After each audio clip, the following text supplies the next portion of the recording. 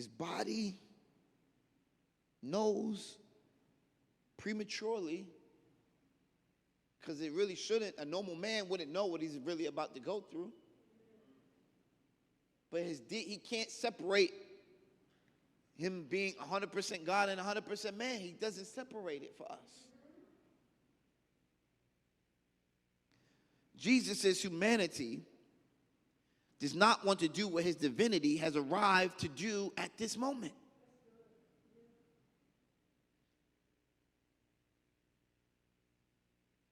The God-man, 100% God, wants nothing more than you and me, those that don't know him, to be right with him, to have relationship with him.